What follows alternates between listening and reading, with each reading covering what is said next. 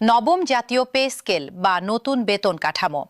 দীর্ঘ ১১ বছরের অপেক্ষার পর অবশেষে এই বেতন কাঠামো বাস্তবায়নের পথে সরকার এখন কতদূর এগিয়েছে, সর্বশেষ কি সিদ্ধান্ত হয়েছে, কবে থেকে এটি কার্যকর হবে এবং কর্মচারীদের বেতন কত বাড়তে পারে, এই সবকিছু নিয়েই আজকের বিস্তারিত আয়োজন।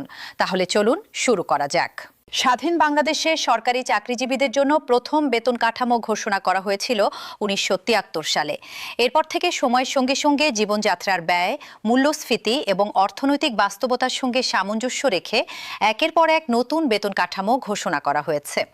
২০১৫ সাল পর্যন্ত মোট ৮টি জাতীয় পে স্কেল কার্যকর হয়েছিল। নিয়ম অনুযায়ী প্রতি ৫ বছর অন্তর অন্তর নতুন বেতন কাঠামো ঘোষণা করার কথা থাকলেও বৈশ্বিক করোনা মহামারী, অর্থনৈতিক সংকট এবং রাজনৈতিক পট পরিবর্তনের কারণে সেই নিয়ম মানা সম্ভব হয়নি। ফলে সর্বশেষ অষ্টম পে স্কেলের পর দীর্ঘ ১১ বছর পার হয়ে গেছে, অথচ সরকারি চাকরিজীবীদের ভাগ্যে নতুন কোনো বেতন কাঠামো জোটেনি। এই দীর্ঘ সময়ে দ্রব্যমূল্য বহুগুণ বেড়েছে, জীবনযাত্রার ব্যয় আকাশ ছোঁয়া হয়েছে, অথচ বেতন কাঠামো রয়ে গেছে সেই পুরনো জায়গাতেই। ফলে সরকারি কর্মচারীদের মধ্যে ক্ষোভ এবং হতাশা দিনকে দিন বাড়ছিল। এই প্রেক্ষাপটেই আসে নবম পে কমিশন গঠনের সিদ্ধান্ত। ২০২৫ সালের ২৪শে জুলাই অন্তর্বর্তীকালীন সরকারের তৎকালীন প্রধান উপদেষ্টা অধ্যাপক মোহাম্মদ ইউনূসের সভাপতিত্বে অনুষ্ঠিত একটি গুরুত্বপূর্ণ বৈঠকে সরকারি কর্মকর্তা কর্মচারীদের জন্য নতুন বেতন কাঠামো নির্ধারণে নবম জাতীয় পে কমিশন গঠনের সিদ্ধান্ত নেওয়া হয়। এই কমিশনের নেতৃত্বে দায়িত্ব দেওয়া হয় দেশের সাবেক অর্থ সচিব জাকির আহমেদ খানকে। মোট ২৩ সদস্যের এই কমিশনকে ৬ মাসের মধ্যে তাদের প্রতিবেদন জমা দেওয়ার নির্দেশ দেওয়া হয়েছিল। কমিশনকে দায়িত্ব দেওয়া হয়েছিল বেসামরিক প্রশাসন, বিচার বিভাগীয় কর্মচারী এবং সশস্ত্র বাহিনীর বেতন কাঠামো নিয়ে পুঙ্খানুপুঙ্খ বিশ্লেষণ করে একটি যুগোপযোগী সুপারিশ তৈরি করার। কমিশন গঠনের পর থেকে শুরু হয় দীর্ঘ পর্যালোচনা প্রক্রিয়া। বিভিন্ন ক্যাডার সার্ভিস, শিক্ষক সমিতি এবং কর্মচারী সংগঠনগুলোর সঙ্গে দফায় দফায় মতবিনিময় করে কমিশন সবার মতামত এবং প্রস্তাবনা বিবেচনায় নিয়ে কমিশন তাদের কাজ এগিয়ে নেয়। উল্লেখযোগ্য বিষয় হল, নির্ধারিত সময়ের প্রায় ৩ সপ্তাহ আগেই কমিশন তাদের চূড়ান্ত প্রতিবেদন প্রস্তুত করে ফেলে।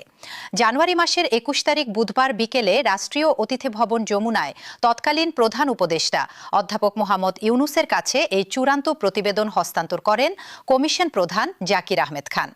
প্রতিবেদন গ্রহণ করে সন্তোষ প্রকাশ করেছিলেন তৎকালীন প্রধান উপদেষ্টা। প্রতিবেদনে কি কি সুপারিশ করা হয়েছিল তা নিয়েও বিস্তর আলোচনা হয়েছে দেশ জুড়ে। সরকারি সূত্র এবং কমিশনের সঙ্গে সংশ্লিষ্টদের বরাত দিয়ে জানা যায়, ২০১৫ সালের অষ্টম পে স্কেলের তুলনায় মূল বেতন উল্লেখযোগ্য হারে বাড়ানোর সুপারিশ করা হয়েছে। কিছু প্রস্তাবনায় বলা হয়েছে সর্বনিম্ন মূল বেতন ২০,০০০ থেকে ৩৫,০০০ টাকা এবং সর্বোচ্চ গ্রেডে মূল বেতন ১,৬০,০০০ টাকা পর্যন্ত নির্ধারণের কথা। এছাড়াও কমিশনের সুপারিশে ছিল বন্ধ হয়ে যাওয়া টাইম স্কেল এবং সিলেকশন গ্রেড পদ্ধতি পুনর্বহাল করা, পেনশন গ্র্যাচুইটির হার ১ টাকার বিপরীতে ৫০০ টাকা নির্ধারণ করা এবং অবসরপ্রাপ্তদের জন্য শতভাগ পেনশন সুবিধা চালুর প্রস্তাব। প্রতিবেদন জমা হওয়ার পর শুরু হয় দ্বিতীয় ধাপের কাজ।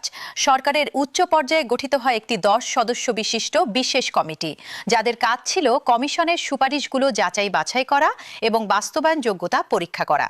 পরবর্তীতে মন্ত্রিপরিষদ সচিবের নেতৃত্বে গঠিত হয় আরও একটি উচ্চ পর্যায়ের কমিটি, যারা বেসামরিক প্রশাসন, জুডিশিয়াল সার্ভিস এবং সশস্ত্র বাহিনীর বেতন কাঠামো পুঙ্খানুপুঙ্খভাবে বিশ্লেষণ করে চূড়ান্ত সুপারিশ তৈরির কাজ করে।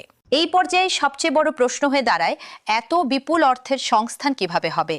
কারণ নতুন পে স্কেল বাস্তবায়নের জন্য প্রাথমিক হিসেবে প্রয়োজন হবে প্রায় ৪০,০০০ কোটি টাকার মতো বিশাল অঙ্ক।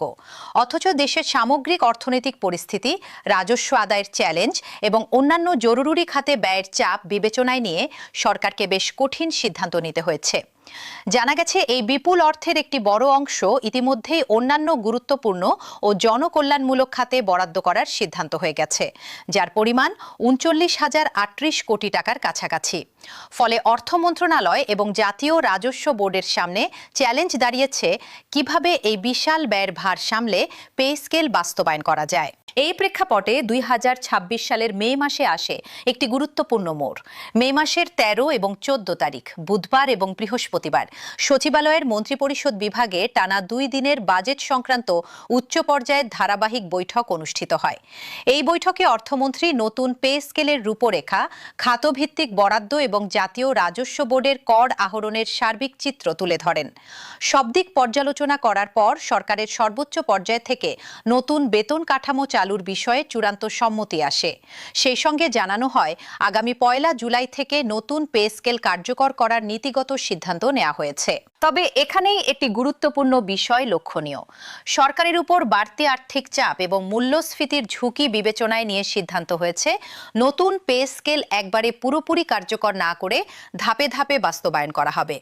মোট 3টি ধাপে এই বাস্তবায়ন প্রক্রিয়া সম্পন্ন হওয়ার পরিকল্পনা নেওয়া হয়েছে। প্রথম ধাপে অর্থাৎ চলতি জুলাই মাস থেকেই মূল বেতন বা বেসিক পে সর্বোচ্চ 50% পর্যন্ত বৃদ্ধি করে কার্যকর করা হতে পারে বলে ধারণা করা হচ্ছে। বাকি অংশ পরবর্তী 2 ধাপে ক্রমান্বয়ে বাস্তবায়িত হবে বলে সংশ্লিষ্ট সূত্রগুলো জানিয়েছে। 2026-27 অর্থবছরের বাজেট অধিবেশনেও এই পে স্কেল বাস্তবায়নের বিষয়টি গুরুত্ব সহকারে আলোচিত হয়েছে।